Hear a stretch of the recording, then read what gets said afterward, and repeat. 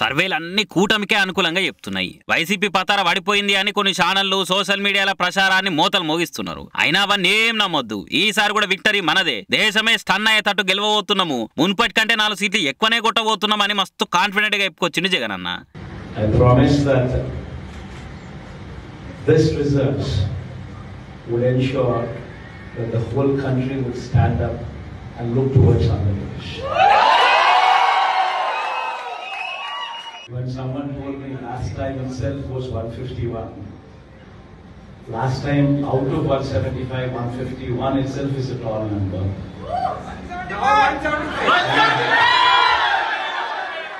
When someone told me 22 out of 25 itself is a tall number. This time, we're going to beat that record. Prashanth Kishore అనుకున్న దానికంటే ఎక్కువ సీట్లు వస్తాయని ఆయనకు సురుకులు పెట్టిండు. ఆయన చేసిన పడావేం లేదు, మొత్తం టీమే చూసుకుందని తెప్పి పొడిచిండు. జగన్ అన్న చూసిన సంబరంలో ఐపాక్ వాళ్ళంతా సీఎం అనుకుంటా అన్న ఆకాశానికి ఎత్తిర్రు. మరి అన్న బయటకి ఇట్లా చెప్తున్నారు కానీ లోపల మాత్రం చాలా జాగాల సీట్లు పోతున్నాయనే బెగడైతే లోపల ఉన్నదని అని అంటున్నారు. మరి చూడాలి జూన్ 4 తారీఖు నాడు బయట పడుతుంది ఎవరు బాగోతమేందనేది.